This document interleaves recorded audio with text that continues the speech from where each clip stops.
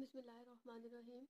In today's lecture, we are going to learn about some factors that affect the strength of acids or bases. So, we have here 5 factors. First of all, we will discuss our first factor, that is charge. जैसे कि हम सबको पता है कि जब भी कोई मॉलिक्यूल प्रोटॉन को एक्सेप्ट करता है या फिर जो है प्रोटॉन को लूज़ करता है या फिर इलेक्ट्रॉन्स को एक्सेप्ट करता है और इलेक्ट्रॉन्स को लूज़ करता है, तो उस पर कोई ना कोई चार्ज आता है। मतलब वो मॉलिक्यूल जो है वो न्यूट्रल नहीं रहता, या वो केटाइन बन जाता है या फिर वो एनाइन बन जाता है। तो एसिडिटी किसके इंक्रीज होने से इंक्रीज होती है, मतलब केटाइन के या फिर एनाइन के? तो ये आपको एमसीक्यू में भी आ सकता है, तो इसका आंसर होगा कि केटाइन के इंक्रीज होने से। मतलब जैसे ही number of positive ions increase होते जाएंगे वैसे वैसे एसिडिटी इंक्रीज होती जाएगी। इसको हम एक एग्जांपल से समझते हैं, फिर हम ज़्यादा अच्छी तरह समझ आएगी। यहाँ पर हमारे पास है वाटर। वाटर में से अगर हम एक हाइड्रोजन को माइनस कर दें तो बनता है हाइड्रोक्सिल आयन, जबकि अगर वाटर में हम एक हाइड्रोजन ऐड कर दें तो बनता है H3O पॉजिटिव। ठीक है, तो अगर हम वाटर की बात करें तो वाटर हमें पता है एम्फोटेरिक नेचर का होता है, मतलब एसिड और बेस दोनों तरह के रिएक्ट करता है, दोनों तरह से। तो क्या है कि जब वाटर हाइड्रोक्सिल आयन बना दे तो फिर ये एज अ बेस रिएक्ट करता है, और जब वाटर जो है वो हाइड्रोनियम आयन बना दे तो ये एज अ एसिड एक्ट करता है। ठीक है, तो अब हम क्यों कह रहे हैं ऐसे? यहाँ पर देखें अगर आप लोग, तो यहाँ पर ये वाटर जो है वो एनाइन बना रहा है, यानी हाइड्रोजन लूज कर रहा है, एनाइन बना रहा है। तो एनाइन जो है ये बेसिक इन नेचर होता है, जबकि केटाइन जो है ये एसिडिक इन नेचर होता है। ठीक है, एक तो हमारे पास ये हो गई एग्जांपल इसकी कि जैसे जैसे केटाइन इंक्रीज होगा वैसे वैसे हमारे पास जो है वो एसिडिटी इंक्रीज होती जाएगी। मतलब कि ये +1 है, यहाँ +2 3 4, जैसे जैसे ये केटाइन का नंबर इंक्रीज होगा, मतलब +2 3 4 होता जाएगा, उस तरह से इसकी एसिडिटी जो है वो इंक्रीज होती जाएगी।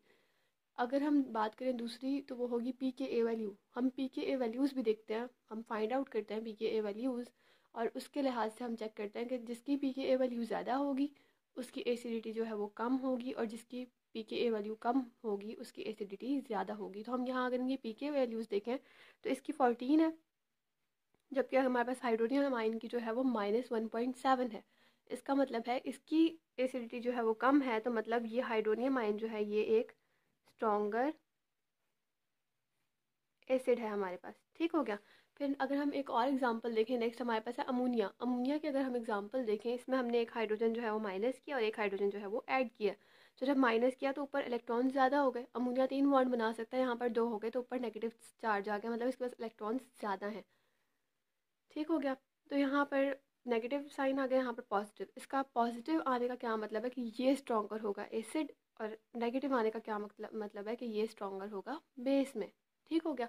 फिर इसमें भी हम यही सेम काम करेंगे कि हम इनकी pKa वैल्यूज़ को अगर कंसीडर करें तो pKa वैल्यू इसकी जो है वो ज़्यादा है, इसका मतलब है कि ये एसिडिक नहीं है इतना ज़्यादा, जबकि इसकी कम है। जिसकी pKa वैल्यू कम होगी वो एसिड स्ट्रॉन्ग होगा। तो ये था हमारा फर्स्ट फैक्टर, जिसमें हमने पढ़ा कि चार्ज जो है वो केटाइन जितना इंक्रीज़ होगा एसिडिटी उतनी इंक्रीज़ होगी, और अगर चार्ज जो है वो एनाइन बनता है, मतलब एनाइन बनता है, तो एनाइन जितना इंक्रीज़ होगा उतनी बेसिसिटी इंक्रीज़ होगी। ठीक है, coming towards our next factor, that is role of atom. ये हम सिंपली कह सकते हैं एटम। ठीक है, तो एटम हमारे पास जो एक पीरियोडिक टेबल होता है उसमें हमारे पास एटम्स मौजूद होते हैं। ठीक है, तो एटम्स में हम क्या देखते हैं कि लेफ़्ट से राइट, जब भी हम लेफ़्ट से राइट की तरफ मूव करते हैं तो हमारे पास साइज़ जो है वो डिक्रीज़ हो रहा होता है, जबकि अगर हम बात करें इलेक्ट्रोनेगेटिविटी की तो हमारे पास इलेक्ट्रोनेगेटिविटी जो है वो इंक्रीज़ हो रही होती है। जैसे अगर हम बात करें फर्स्ट रो की, पीरियोडिक टेबल की फर्स्ट रो की अगर हम बात करें तो पहले आते हैं कार्बन। ठीक है, कार्बन, कार्बन के बाद नाइट्रोजन, नाइट्रोजन के बाद ऑक्सीजन, और ऑक्सीजन के बाद फ्लोरीन। ये हमारा है ना पीरियोडिक टेबल की फर्स्ट रो। तो अगर हम इनकी जो है वो इलेक्ट्रोनेगेटिविटी देखें तो ये देखें, इसकी 2.5 होती है कार्बन की, जबकि नाइट्रोजन की 3, ऑक्सीजन की 3.4 और फ्लोरीन की 4। ठीक है, तो इसकी फ्लोरीन की जो है इलेक्ट्रोनेगेटिविटी वो 4 है, मतलब इन सबसे ज़्यादा है। तो जिसकी इलेक्ट्रोनेगेटिविटी ज़्यादा होगी उसकी एसिडिटी भी ज़्यादा होगी। तो इन सब में इलेक्ट्रोनेगेटिविटी जो है वो फ्लोरीन की ज़्यादा है, तो इसकी एसिडिटी ज़्यादा होगी। जब भी हम बात करते हैं एटम की तो हम दो तरह से इसकी एसिडिटी को चेक करते हैं। एक तो हमारे पास है इलेक्ट्रोनेगेटिविटी, और दूसरी हमारे पास है साइज़। तो इलेक्ट्रोनेगेटिविटी को भी देखते हैं और साइज़ को भी देखते हैं, जबकि हम रो में जो है वो इलेक्ट्रोनेगेटिविटी को कंसीडर करते हैं और ग्रुप में जो है वो हम साइज़ को देखते हैं। तो यहाँ पर ये रो थी हमारे पास पहली, इसमें हमने इलेक्ट्रोनेगेटिविटी को कंसीडर किया है, और यहाँ पर अगर हम pKa वैल्यूज़ भी देखें ना तो सबसे कम जो है वो F की है। ठीक है, pKa वैल्यू भी कंसीडर हम कर सकते हैं अगर हम सिंपली देखें, तो pKa वैल्यू जो है वो सबसे कम 3.2 है फ्लोरीन की। ठीक हो गया। उसके बाद हम बात करते हैं डाउन द ग्रुप एसिडिटी की, कि अगर हम ग्रुप में नीचे आए, ये हमने ली थी फर्स्ट रो, ये हम ले रहे हैं, ये वाले हम ले रहे हैं हेलोजन्स वाले ग्रुप, हेलोजन वाला जो ग्रुप मतलब फ्लोरीन के नीचे क्लोरीन, ब्रोमीन, आयोडीन वगैरह जो होते हैं, हम उसकी बात कर रहे हैं। तो यहाँ पर अगर हम देखें तो एसिडिटी डाउन द ग्रुप जो है वो इंक्रीज़ हो रही है। पहले हमने इनमें रो में कहा है, हमने कहा लेफ़्ट से राइट पे इंक्रीज़ हो रही है, मतलब फ्लोरीन की सबसे ज़्यादा है। लेकिन अगर हम डाउन द ग्रुप बात करें तो फ्लोरीन की अपने नीचे वाले हेलोजन से कम होती है। ठीक है, अब ऐसा क्यों है? ऐसा दो तरह से है। यहाँ पर हम अगर हम इलेक्ट्रोनेगेटिविटी देखेंगे ना, तो आप कहेंगे कि इलेक्ट्रोनेगेटिविटी तो सबसे ज़्यादा फ्लोरीन की है, तो ये क्यों नहीं है एसिडिक सबसे ज़्यादा? एच आई क्यों है? एच आई सबसे ज़्यादा एसिडिक होता है। तो हम लोग फिर इनकी पी के ए वैल्यूज़ कंसीडर करेंगे। पी के ए वैल्यू अगर हम इसकी देखें तो इसकी है 3.2, जबकि ब्रोमीन की है -8, क्लोरीन की है -9 और आयोडीन की -10। तो सबसे ज़्यादा कम पी के ए वैल्यू जो है वो आयोडीन की है, तो हम कहेंगे कि ये सबसे ज़्यादा एसिडिक है। अब यहाँ पर हमने कंसीडर की थी इलेक्ट्रोनेगेटिविटी, जबकि यहाँ पर हम कंसीडर करें साइज़। साइज़ जितना ज़्यादा बड़ा होगा इलेक्ट्रोनेगेटिविटी जो है वो उससे जितनी भी हो इलेक्ट्रोनेगेटिविटी हम वो नहीं देखेंगे, बल्कि साइज़ जितना बड़ा होगा एसिडिटी उतनी ही ज़्यादा होगी। ठीक हो गया? दो फैक्टर्स हमारे पास यहाँ थे, एक इलेक्ट्रोनेगेटिविटी, एक साइज़। तो इलेक्ट्रोनेगेटिविटी और साइज़ में आप अगर कन्फ्यूजन हो रही है तो हम सिंपली उसकी पी के ए वैल्यूज़ देख लेंगे। पी के ए वैल्यूज़ जो है वो रो में जो है वो सबसे कम जो है वो एफ़ की है, जबकि अगर हम इन फैक्टर्स की, इनकी बात करें आइटम्स की, तो इनमें सबसे कम जो है पी के ए वैल्यू वो हमारे पास एच आई की जो है -10। ये वाली आपको मुझे लगता है हेलोजेंस की आपको लाजमी याद कर लेनी चाहिए ताकि ईजी हो जाए। नेक्स्ट फैक्टर हमारे पास है रेजोनेंस। जैसे कि हम अपने पिछले टॉपिक में बात कर चुके हैं कि रेजोनेंस क्या होती है और मतलब उसके रिलेटेड सारा कुछ। यहाँ पर बस हम थोड़ा सा लेंगे कि रेजोनेंस ज़्यादा हो तो क्या होगा। रेजोनेंस जब भी ज़्यादा हो, जितनी ज़्यादा किसी मॉलिक्यूल में या किसी भी कंपाउंड में रेजोनेंस होगी ना, किसी स्ट्रक्चर में रेजोनेंस जितनी ज़्यादा होगी उसकी एसिडिटी उतनी ज़्यादा होगी। क्यों? क्योंकि रेजोनेंस ज़्यादा होने की वजह से बेसिसिटी कम होती है। अब ये इसका क्या मतलब है? इसका ये मतलब है कि रेजोनेंस का मतलब होता है कि जो इलेक्ट्रॉन्स है ना वो विद इन द एटम जो है वो बिजी है, मतलब बॉन्ड चेंज हो रहा है, चेंज हो रहा है, चेंज हो रहा है, आगे आगे ट्रांसफ़र हो रहा है, बॉन्ड जो है रिवॉल्व कर रहा है अपने ही एटम के अंदर। ठीक है, मतलब ये अगर हम इस वाले की बात करें तो ये देखें CH3COO नेगेटिव था। ठीक है, ये डबल बॉन्ड यहाँ से रोटेट किया, इधर आ गया, ऊपर उसकी नेगेटिव साइन आ गया, यहाँ पर नेगेटिव साइन पहले था अब नहीं है। मतलब इस तरह वो इलेक्ट्रॉन्स जो है वो with in the molecule he busy रहते हैं। तो बेस क्या होती है? जो इलेक्ट्रॉन्स को डोनेट कर दे। लेकिन यहाँ पर इलेक्ट्रॉन्स जो है वो डोनेशन के लिए इतने ईजिली अवेलेबल नहीं होते, इसलिए हम कहते हैं कि बेसेस जो है वो इतनी स्ट्रॉन्ग नहीं होती। इसीलिए हमने कहा कि रेजोनेंस जितनी ज़्यादा होगी मतलब ये एसिड उतना ही ज़्यादा स्ट्रॉन्ग है, मतलब वो एसिड होगा। ठीक है, नेक्स्ट पॉइंट हमारे पास क्या है कि stability of conjugate base. Conjugate base की स्टेबिलिटी जितनी ज़्यादा होगी ना, एसिड उतना ज़्यादा स्ट्रॉन्ग होगा। ठीक हो गया? फिर नेक्स्ट हमारे पास है, ये एग्जांपल हमने देखी है कि मेथनॉल है हमारे पास एक अल्कोहल, और यहाँ पर हमारे पास है एक एसिड, मतलब कि एसिटिक एसिड। ठीक है, मेथनॉल है और एसिटिक एसिड है, तो इसकी पीके वैल्यू देखें तो इसकी 15 है जबकि इसकी 4 है। क्यों? क्योंकि मेथनॉल में जो हमारे पास है रेजोनेंस नहीं हो रही, जबकि एसिड में हमारे पास रेजोनेंस हो रही है। ठीक है, तो अब अगर हम इनकी बात करें तो एसिड, इसके जो एसिटिक एसिड है, एसिटिक एसिड के जो रेजोनेंस स्ट्रक्चर्स हैं, मतलब एसिटेट आयन के जो रेजोनेंस स्ट्रक्चर हैं, इनकी जो अगर हम देखें तो ये दोनों जो है वो स्टेबल है। ये दोनों स्टेबल हैं। क्यों? क्योंकि अगर हम इनको ऑपोजिट भी कर दें तो इन पे स्ट्रक्चर पे कोई खास फर्क नहीं पड़ा, ये इक्विवेलेंट ही है। यहाँ पर डबल बॉन्ड का ऑक्सीजन यहाँ पर है, यहाँ पर यहाँ है, और दोनों में एक एक नेगेटिव साइन तो है एक ऑक्सीजन एटम पे, तो ये सेम है। और चार्ज सेपरेशन की कोई ज़रूरत नहीं है क्योंकि यहाँ पर पॉजिटिव नेगेटिव चार्जेस नहीं है, बल्कि दोनों ऑक्सीजन पर नेगेटिव चार्ज ही है। ठीक है, तो हम कहेंगे कि चार्ज सेपरेशन की ज़रूरत नहीं है, ये इक्विवेलेंट है, ये स्टेबल है। तो हमने क्या पढ़ा कि रेजोनेंस जितनी ज़्यादा होगी उसकी स्टेबिलिटी उतनी ही ज़्यादा होगी। ठीक है, coming towards our next factor, we have dipole induction. Dipole induction क्या होती है कि किसी भी इलेक्ट्रॉन विदड्रॉइंग या इलेक्ट्रॉन अट्रैक्टिंग ग्रुप की वजह से मॉलिक्यूल के अंदर जो चेंजेस आते हैं। ठीक है, तो हम देखते हैं कि क्या चेंज आता है। अब हम पहले ये दो चीज़ें पढ़ेंगे कि इलेक्ट्रॉन विदड्रॉइंग अगर ग्रुप हो तो एसिडिटी जो है वो इंक्रीज़ होती है। मतलब किसी भी मॉलिक्यूल के साथ या किसी भी हाइड्रोकार्बन के साथ जितने ज़्यादा इलेक्ट्रॉन विदड्रॉइंग ग्रुप लगे होंगे उतनी ज़्यादा एसिडिटी इंक्रीज़ होगी। जबकि अगर हम देखें इलेक्ट्रॉन डोनेटिंग ग्रुप्स की तो एसिडिटी कम होगी। अब इलेक्ट्रॉन विदड्रॉइंग ग्रुप्स कौन से होते हैं? जिनकी इलेक्ट्रोनेगेटिविटी बहुत ज़्यादा होती है, जैसे फ्लोरीन, क्लोरीन हो गया। लेकिन अगर हम इलेक्ट्रॉन डोनेटिंग ग्रुप की बात करें तो मतलब ये मोस्टली होते हैं alkyl groups like CH2 CH3, ये वाले ग्रुप्स जो हैं ये इलेक्ट्रॉन डोनेटिंग ग्रुप्स है, ये एसिडिटी कम कर देते हैं किसी भी मॉलिक्यूल की। ठीक है, अब इलेक्ट्रॉन विड्रॉइंग ग्रुप्स क्या करते हैं, जैसे फ्लोरीन क्लोरीन वगैरह हो गए, ये इलेक्ट्रोनेगेटिविटी की हाई होती है, ये इलेक्ट्रॉन्स को जो है वो अपनी तरफ खींचते हैं और डिस्टेंस क्या होता है उससे कम हो जाता है। इसकी एक एग्जांपल हम लेते हैं कि जितने ज़्यादा इलेक्ट्रॉन डोनेटिंग ग्रुप्स होंगे या विड्रॉइंग ग्रुप्स होंगे तो क्या होगा।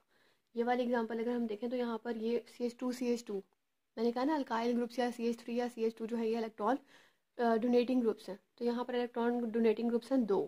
EDG का मतलब इलेक्ट्रॉन डोनेटिंग ग्रुप्स यहाँ पर 2 हैं, जबकि अगर हम बात करें इसकी तो यहाँ पर 1 है। अब हम देखते हैं इनकी pKa वैल्यूज़। pKa वैल्यू इसकी है 4.01, जबकि इसके 2.86। इसकी pKa वैल्यू कम है, इसका मतलब है कि ये ज़्यादा एसिडिक है। ठीक है, मतलब इलेक्ट्रॉन डोनेटिंग ग्रुप्स जितने कम होंगे एसिडिटी उतनी ज़्यादा होगी, या दूसरे अल्फाज में हम कह सकते हैं कि इलेक्ट्रॉन विड्रॉइंग ग्रुप्स जितने ज़्यादा होंगे एसिडिटी उतनी ज़्यादा होगी। तो ये हो गए हमारे 4 फैक्टर्स। नेक्स्ट हमारे पास है ऑर्बिटल हाइब्रिडाइजेशन। ऑर्बिटल हाइब्रिडाइजेशन हमने पहले भी अपने लेक्चर्स में यही पढ़ा है कि जितना एस करेक्टर इंक्रीज होगा एसिडिटी उतनी ही ज़्यादा इंक्रीज होगी। अब हम इसकी रीज़न देखते हैं कि ऐसा क्यों है। क्योंकि एस करेक्टर जितना इंक्रीज होगा इसका मतलब है इलेक्ट्रॉन्स जो हैं वो न्यूक्लियस के बहुत ज़्यादा क्लोज हैं। न्यूक्लियस के क्लोज है मतलब न्यूक्लियस जो है वो इलेक्ट्रॉन को ज़्यादा अट्रैक्ट कर रहा है, तो उनकी रैंडमनेस उनकी एनर्जी जो है वो कम होगी। ठीक है, हमने पढ़ा ना वैलेंस शेल में जो इलेक्ट्रॉन्स होते हैं उनकी एनर्जी ज़्यादा होती है क्योंकि वो न्यूक्लियस से दूर होते हैं, न्यूक्लियस उनको इतना अट्रैक्ट नहीं कर पा रहा होता। तो एस में जो इलेक्ट्रॉन्स होते हैं वो तो न्यूक्लियस के करीब होते हैं, न्यूक्लियस उनको अट्रैक्ट कर रहा होता है, उनकी एनर्जी कम होती है, उनमें रैंडमनेस भी कम होती है। तो क्या होता है कि जैसे जैसे एस करेक्टर इंक्रीज होता जाएगा किसी भी हाइड्रोकार्बन में, उसकी इलेक्ट्रोनेगेटिविटी इंक्रीज होती जाएगी और क्या होगा कि कार्बन जो है वो बॉन्ड पेयर ऑफ इलेक्ट्रॉन्स को अट्रैक्ट करेगा। ठीक है, मतलब ये जो CH बॉन्ड बना हुआ है इसमें अगर हम बात करें इस तरह करके, ठीक है, तो ये जो बॉन्डेड पेयर के इलेक्ट्रॉन्स हैं इनको कार्बन ज़्यादा अट्रैक्ट कर रहा है, उसकी हाइड्रोजन पर इतनी ज़्यादा अट्रैक्शन नहीं है। तो जब इसको ये अट्रैक्ट कर रहा होगा तो ये C नेगेटिव मतलब एनाइन बनाएगा और H पॉजिटिव साइड पे चला जाएगा, तो H पॉजिटिव जो है वो इजीली डोनेट हो सकता है, इसलिए हमने कहा ये ज़्यादा एसिडिक है। अब अगर हम बात करें कि pKa वैल्यूज़ की और एस करेक्टर्स की इथाइन इथीन और इथेन में, या फिर हम कह सकते हैं कि उसमें अल्काइन में अल्कीन में और अल्केन में, तो हम देखते हैं कि इथाइन में जो एस करेक्टर है वो 50% है, जबकि इथीन में 33% और इथेन में सबसे कम 25%। तो जिसमें एस करेक्टर सबसे कम है वो सबसे कम एसिडिक है और जिसमें एस करेक्टर सबसे ज़्यादा है वो सबसे ज़्यादा एसिडिक है। इसकी दूसरी जो है एविडेंस हमें कहाँ से मिलता है, इनकी pKa वैल्यूज़ से। pKa वैल्यू सबसे कम है इथाइन की, ठीक है, तो जिसकी pKa वैल्यू सबसे कम होगी इसका मतलब है सबसे ज़्यादा एसिडिक होगा। नेक्स्ट हमारे पास इनको याद करने का एक इजी वे है जिसको हमने नाम दिया कार्डियो का। ठीक है, कार्डियो से आप याद रख सकते हैं cardio, C for cation, A for atom, R for resonance, DI for dipole induction and O for orbital. ठीक हो गया,